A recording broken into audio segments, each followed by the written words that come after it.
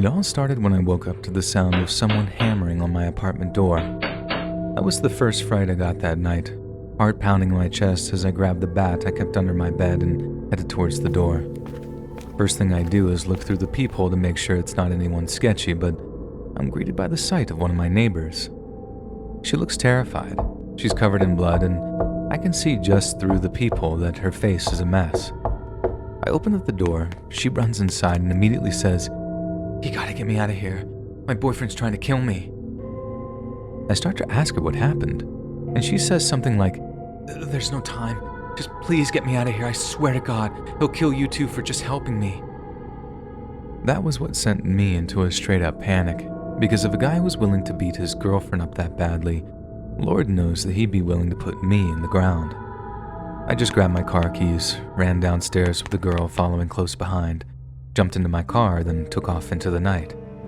I remember asking her if she had anywhere I could take her, like a friend's or a relative's or something. She said no, and the best thing for us to do would be to drive to a motel so she could call the cops from there. So that's exactly what I did. I drove us to a motel and booked us a room. The clerk was obviously just as concerned as I was, but all it took was to explain that her boyfriend had tried to off her, and they were like, "Geez, make sure you guys call the cops at least." The girl, whose name I didn't know at that point, I just knew she was a neighbor, said that she'd go up to the room and call them, then asked me to get her some ice from the ice machine so she could deal with the swelling on her face. When I got to the room, she said the cops would be there ASAP, took the ice, put it on her face, then just burst into tears. I tried my best to reassure her, telling her she was safe and stuff. Then when she finally calmed down, I asked her what actually happened back at her apartment. She told me her boyfriend was abusive and that she'd been planning on leaving for a while, but that night was the night she'd finally got the courage together to announce it to him. She said he walked into their bedroom to find her packing a bag, and not long after that, everything went to chaos. She started helping herself to the little bottle of liquor from the minibar, but not after promising she'd pay me back for them once everything had blown over. I had no reason to disbelieve her at the time. I mean, I felt like we had a kind of bond established already, but I abstained because I thought I'd be driving back to the apartment pretty soon. I asked her if she was good to wait on her own while the cops drove out to her, but she asked me if I'd stay to keep her safe. She then made the point that if her boyfriend found the blood on my apartment door, she assured me that she'd left some on there while hammering on it, that he'd know she'd been there and he'd try to attack me, or worse. I'll be honest, I thought it was a pretty good point at the time. I hadn't seen the blood myself, but she was so covered in it that I believed her when she said that there was some on my door. Anyway, about an hour goes by and the cops still haven't showed up, and the motel rooms were arranged in a horseshoe shape, so we'd have seen them rolling into the parking lot if they had. I asked her to call them back to see what was going on, because obviously it was a really urgent situation, and I know that there was basically no way for the boyfriend in finding us, but I was still really paranoid that he would somehow. That's when the inconsistencies started, because she gave me some lame duck of a reply like, "I'm sure they'll be here soon." If that was me, I'd have called 911 again if they hadn't shown up within like 10 minutes. So what was she so calm about that she was just cool with waiting for them for like an hour at that point? I put it down to booze, and at that point I was okay with waiting too. It wasn't like I had anywhere to be. I sure couldn't just go back to my apartment with that psycho supposedly just a few doors down. But that's also about the same time that I started checking out the amount of blood on her nightshirt. She had like an oversized t-shirt and girl boxers on, and like I said earlier, they were drenched with blood, but also with some blood splattered too, like little spots here and there. She had this cut over her eye, and she had a nasty busted lip, but it looked like way too much blood for just those small wounds. So I asked her if she had any other kind of injuries, like an abdominal wound of some kind that might account for all the blood on her. She said no, and that it was all from the busted lip in her eye. And immediately I start smelling nonsense. I asked her again what exactly had happened back at the apartment, and she started getting weirdly defensive about what she told me.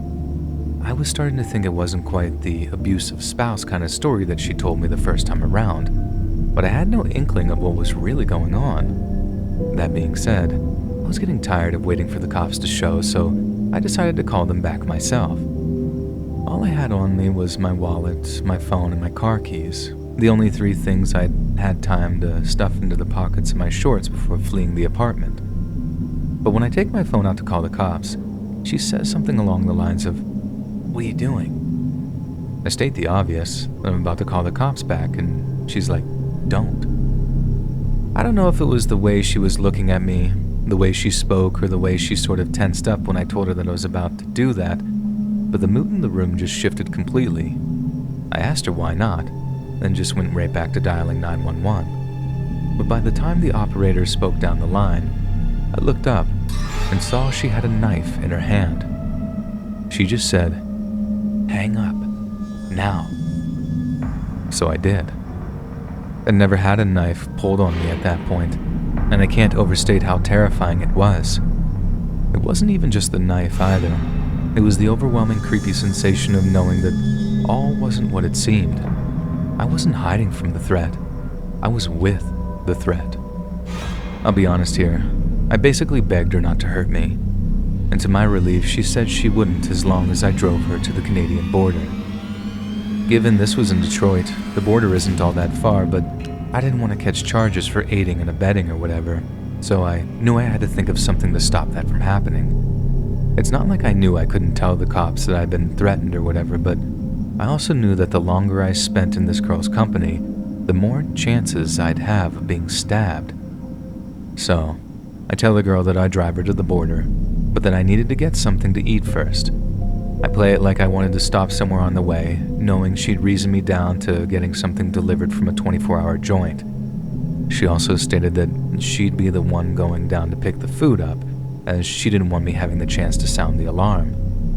That's where she messed up, because she didn't seem to realize, to my infinite relief, that I could order from DoorDash and put something in the notes about needing the cops called to the motel. My whole plan hinged on there being a driver around that late at night, but thank God there was, and I was even able to show her the order without bringing up the notes section that mentioned needing 911 call to the motel. And the cops played it perfectly too. They showed up without any lights and sirens on, didn't park in the lot, walked up to the motel room without being spotted from the window, then just knocked on the door like they were a delivery driver. She walks over, opens up the door, then boom, they had a gun and a taser drawn on her before she even knew what was happening. She had the knife tucked into the back of her girl boxers, but the cops were wise to her drawing on them, and she hit the floor hard after they hit her with the taser. Turned out they'd been looking for her because, get this, she was the abusive partner who'd stabbed her boyfriend almost to death before finding some poor schmuck, i.e. me, to drive her to the border. Dude almost bled to death in their apartment but managed to crawl to another neighbor's place to get help. You should have seen the amount of blood in the hallway when I got back to my apartment building, and the whole place was crawling with cops and forensic gear.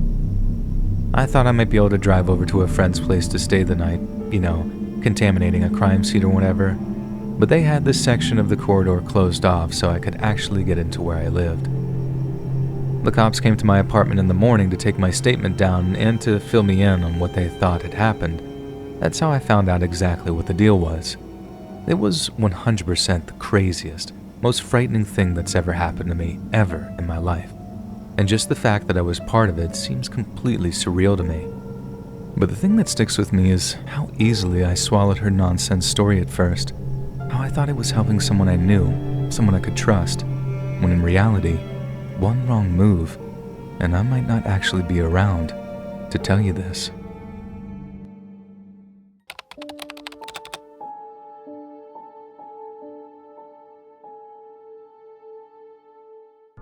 I apologize in advance for not being the best storyteller, but this is definitely a true story. It's also not my story as much as it is my mom's, who used to work at a motel in California back in the 80s. Anyways, one day a guy shows up to book a room, and I'm just going to refer to this guy as the guest, since I don't actually know his name. My mom got assigned to clean his room on the daily, but as time went by, she noticed that he always had the "Do Not Disturb" sign up on his room.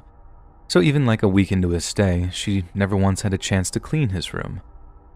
This didn't bother the cleaning staff too much, because the way my mom tells it, the guy was always super nice and friendly whenever he passed reception or bumped into any of the cleaning staff, always apologizing and telling them that he'd just clean up after himself. So if it saved them some work, they weren't exactly going to complain about it. Anyways, there came a point where the guy wasn't seen for a few days, and the Do Not Disturb sign wasn't on the door anymore, so everyone figured that he just checked out and they'd be able to clean the room again. So given that my mom had been assigned to the room like a month before, it came down to her to head over to clean it. As she got to the floor and unlocked the door to the room, a disturbing smell hit her. She couldn't figure out what it was, but she continued to survey the room, which, contrary to the guest's previous assurances, was disgustingly messy. Her words were that it looked like someone had thrown a party, even though everyone was pretty sure that no one else seemed to have ever gone into the room besides the guest. Anyways, my mom was still shocked by the smell, so she tried to track it down. Then as she followed the smell, she could tell it was coming from the hotel room closet. When she opened the closet, there was nothing but a wet-looking cardboard box on the ground, and my mom said the smell got way more intense, so she could tell it was coming from there. She said she had a strong suspicion that the guests had been using it to go to the bathroom in, so the last thing she wanted to do was look inside it. Instead, she puts on some gloves and covers up her mouth and nose, then picks the thing up to throw it into the trash. That's when she felt how heavy it was, like way heavier than if there was just some feces inside it or something. It was only when one of the other cleaning ladies smelled the same smell that they straight up said, "Somebody call the cops." Apparently, a few years before, this same cleaning lady had found a dead body in a room, as someone had a heart attack with the Do Not Disturb sign on the door, and it took almost 2 weeks before they finally went to investigate. She said it was like the exact same kind of rotting smell. Definitely not anything else from the human body, so they called the cops so they could come take a look at it. The cops showed up, cut open the box with everyone watching. Then the officer just looked up to his partner with this numb expression, saying, "Call the coroner. We'll get a 419. Someone had to explain to my mom that the number was police code for dead body. Only it wasn't like a whole body in there. That much was obvious because the box was too small. It turned out to be just a decapitated head. I don't really know many more details than that. This is almost 40 years ago now, and I couldn't find any internet archive stuff before I wrote this up, but my mom said that there was talk of the head belonging to a call girl who had gone missing a few weeks before. They gave all the guy's info to the cops, but apparently that didn't help. The credit card was stolen, and the guy had used the name on that card. Imagine being that person whose credit card got stolen, though. One day you think you've lost it or something, and then the next, the cops show up accusing you of having murdered a girl. Mom stayed working at the motel for maybe like a year afterward, and she only quit when she met my dad and moved into his place up in Vallejo. That story always kept me from ever wanting to work in a hotel or motel or anything like that, and no matter how desperate for money I get, I think I'd have to be very, very desperate to work anywhere you might see the darker side of human nature.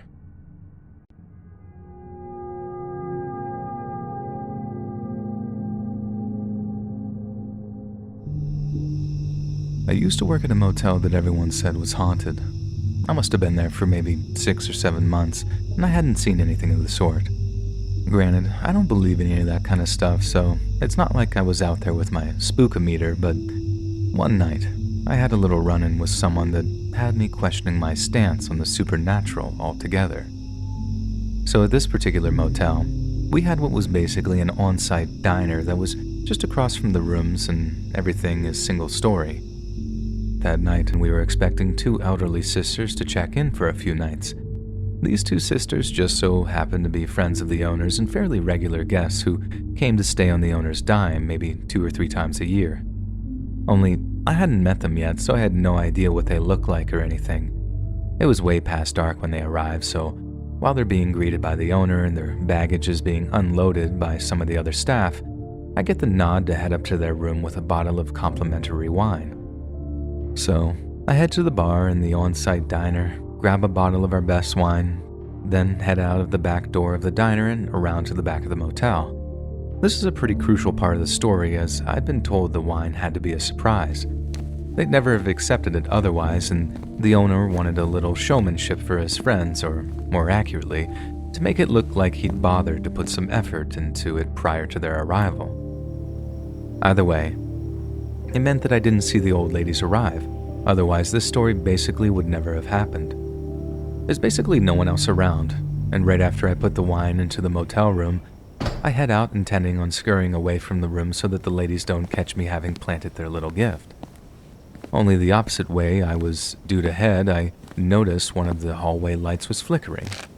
I swear to God, it was seriously like something out of a horror movie, because I turned to look, and underneath the flickering light, wearing a long, flowing dress, is a headless figure. At this point, it's important to note something about this whole dumb story about the ghost haunting the motel.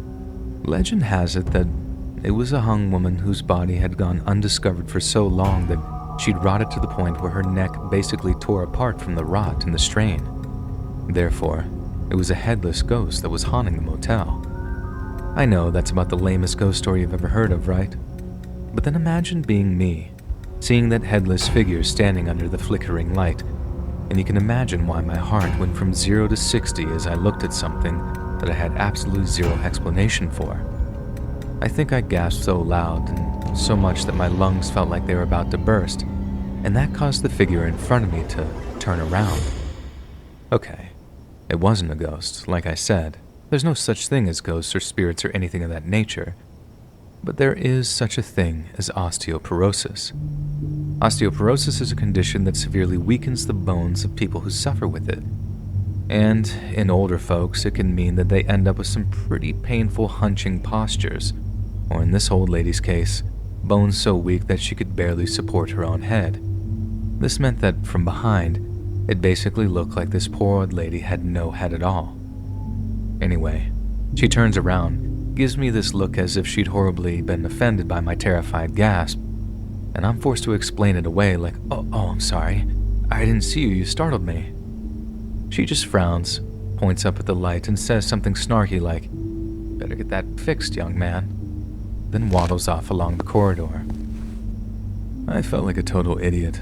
I seriously thought that I was looking at the very same ghost whose existence I've been denying for months on end. I can't even lie. It was one of the scariest and creepiest moments I think I've ever experienced.